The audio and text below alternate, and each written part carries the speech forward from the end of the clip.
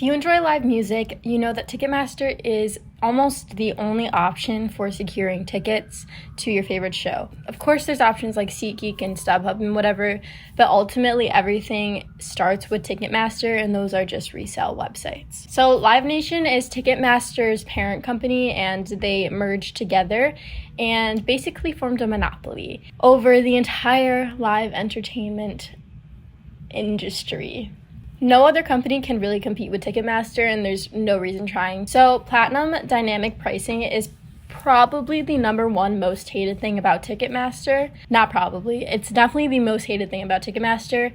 It was designed to keep tickets in the hands of the fans and out of the hands of scalpers and resellers and bots. However, that has proven to literally only keep tickets out of the hands of fans because nobody can afford a $2,000 floor ticket. In Ticketmaster's own words, it's when ticket and fee prices may adjust over time based on demand. So in other words, if a lot of people want tickets for an event, which it's an event with thousands of seats, obviously there's going to be thousands of people who want tickets, they increase the price of the tickets because a lot of people want tickets. If you know me, you know I'm a massive fan of Taylor Swift. I would do anything for that woman. It has taken up 16 years of my life. So naturally, when she announced her Eras tour, I was all over it, but I was also very scared. The entirety of my Twitter timeline was flooded with people saying how scary it would be to try to get tickets to the tour, and long story short, everyone was right. So Ticketmaster notoriously has a bad reputation already. We knew this is nothing new, but they have hit a new peak for how bad they really are. So I knew it would be bad, obviously, with Taylor being one of the biggest artists in the world. I knew it would be a bloodbath to get tickets. We all knew that going into it. It wasn't so much even Ticketmaster that was the problem before the sale happened. It was the fact that Taylor is massive and everyone wants to go. Even if you don't know, like, her entire discography, like, everyone pretty much likes her, knows her songs, would like to see her perform. Not everyone, obviously, but a lot of people.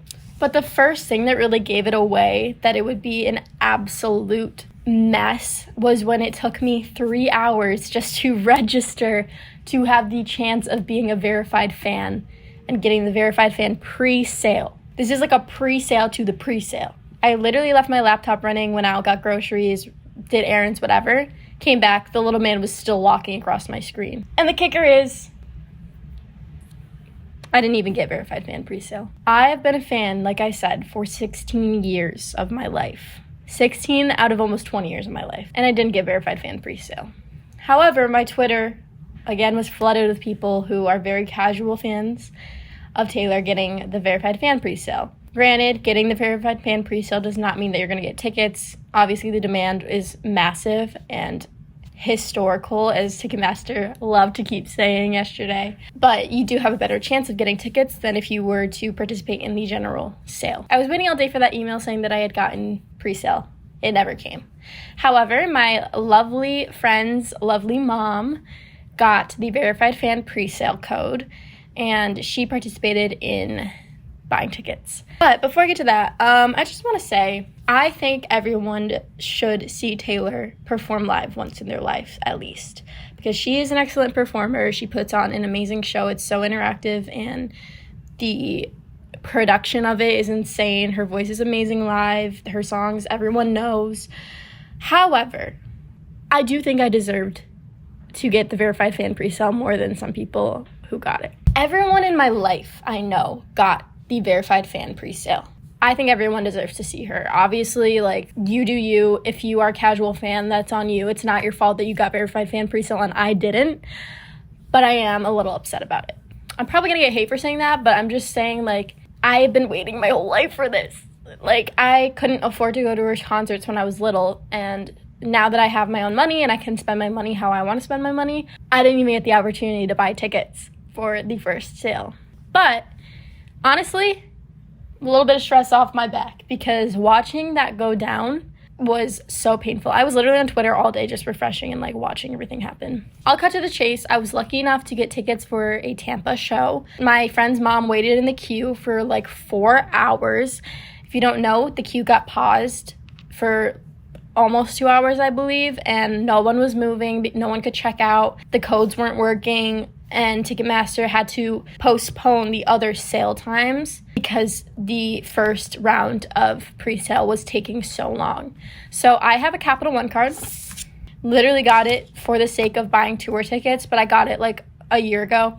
So I was preparing, but I know a lot of people actually opened a credit card for tour tickets, which is kind of bad because I'm pretty sure you have to have the physical card in your hand and it has to be like a certain age, which if you got it like a while ago, then you're fine. I feel bad for the people who got the card for the purpose of buying tickets and then it won't even work for the pre-sale. But anyway, mine will work for the pre-sale. However, it was supposed to be yesterday, the 15th at 2 p.m. and it got moved to today, the 16th at 2 p.m., which fine.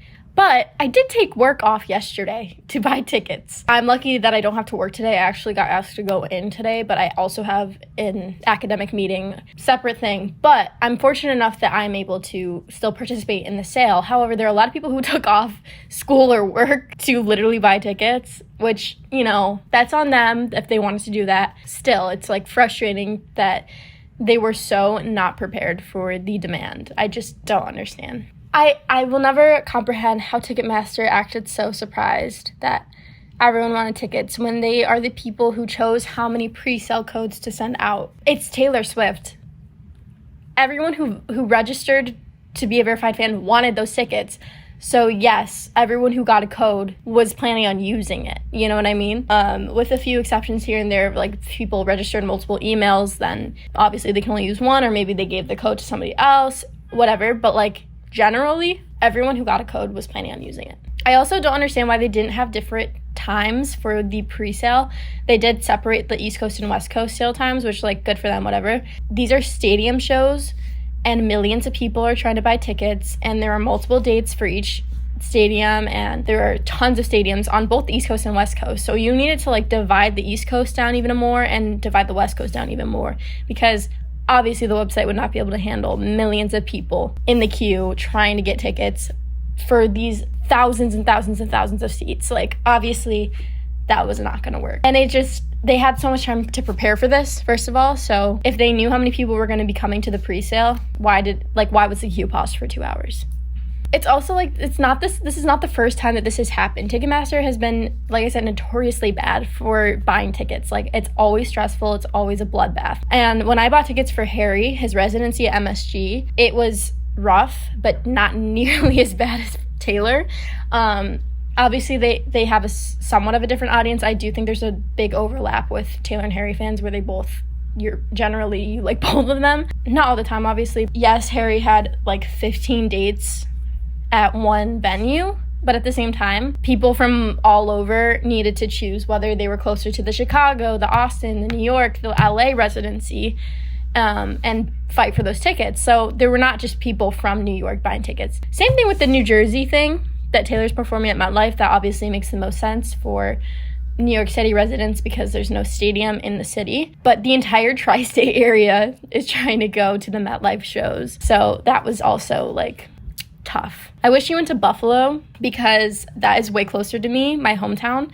I go to school in the city, so I'm probably going to go to MetLife. I'm trying to today. Wish me luck. I will update in the comments if I got tickets. Speaking of dynamic pricing, I was refreshing Twitter like constantly, just watching the whole thing go down because I wasn't participating in the actual sale. But I wanted to like get an idea of what the prices would be like when I bought tickets during the Capital One pre-sale. And I was just watching the price increase and increase as the day went on because Ticketmaster was like, oh, there's a lot of people buying tickets. Let's, make them as expensive as possible. That being said, when I first started watching, I saw somebody say that a floor ticket was literally $126. And I was like, oh my God, that's amazing. Like, I'm on that. Then I saw people saying it was up to like $900. Granted, that's for, I think, a VIP package, but a lot of the floor seats were VIP seats. And not everyone wants a VIP. It literally comes with like a lanyard and a little light up stick and like a pin and stickers. Like, okay, I'm not paying like $600 extra for that.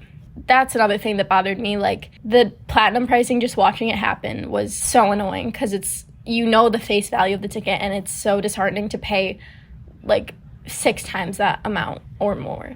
So now that we've talked about what clearly does not work for Ticketmaster in buying tickets, let's talk about what did work. So for Taylor's Reputation tour in 2018, she had a system where if you did certain things like streaming music or buying the album watching videos, referring people, stuff like that, you would get a real boost and a higher chance of buying tickets. That's also something I forgot to mention. They did boosts for this tour, which you would get a boost if you had tickets to Loverfest before it got canceled, and if you bought stuff from the online store. I got the boost for buying stuff from the online store, but clearly that did nothing for me because I did not even get verified fan. And for the people who did get verified fan and also got the boost, it did nothing for them. They were still in line for hours. Anyways, the boost system for Reputation actually was effective, and it was like an all-time low of tickets getting into the hands of scalpers, bots, resellers, etc. However, I believe that Ticketmaster wouldn't let Taylor do this again because it was so effective in keeping the costs down for her fans that it made them less money. And obviously that probably means it made Taylor less money too, which, you know, at the end of the day, this is her job. She needs to make money from her music and from touring. But she's also a woman who doesn't let people pay for meet and greets. Like, her mom goes and picks people for her meet and greets. Like, it's something she didn't believe in, is people paying to meet her. So it's just kind of like weird how this is all happening when she cared so much during the Reputation era about keeping the tickets prices low, and I'm sure she still cares about getting her tickets into the hands of her fans. However, I do think Ticketmaster has such a chokehold on the music industry where you literally have to obey what they say or else you can't tour at all because they are the god of the live entertainment industry. Almost no artist, especially one as big as Taylor, can tour without Ticketmaster, so I can't directly blame Taylor for the entire thing. I do wish her or Taylor Nation put out like a statement about it, especially because Taylor Nation was just tweeting the whole time to people who successfully got like amazing tickets. They were just like, this is awesome for you, and they wouldn't even really acknowledge the whole system glitch. They did repost Ticketmaster's message about rescheduling certain pre-sale things and all that, but like, I don't know, it felt like they were so distant from the whole process, and like they had to have been seeing how it was an awful experience for most people. And I don't know, it's just the whole thing was a mess and it was sad, and even people who got tickets are like, it's hard to feel like ecstatic about it because it was such a messy process. I was aiming for lower bowl or floor tickets for Tampa, and by the time my friend's mom got in, the floor tickets were astronomically priced, and nosebleeds we paid $109 without fees, I believe, per ticket. So it's, I don't know, and the nosebleeds were supposed to be $49. So it's like, it just feels wrong still. It's very capitalistic, which obviously, you know, touring is capitalism. You know, you're making money off of people paying to see you, but that, like I said before, it's also her job. So it's a balance between the two things. But let me know your thoughts about the whole thing. I'm sure if you were on Twitter or TikTok, you probably even like stumbled upon live streams of people just streaming them trying to get tickets. And pray for me as I try to get Capital One pre-sale tickets today. And good luck to everyone else if you're participating in the Capital One pre-sale or the general on sale. Good luck with that. If you're just opting to buy resale tickets, good for you. Honestly, saving a lot of stress there, but not a lot of money. It's okay. You gotta do what you gotta do. If you can afford it, good for you. Hopefully I get floor, because I've been waiting for this my whole life. So yeah, again, let me know your thoughts, and I will see you guys in my next video. Bye.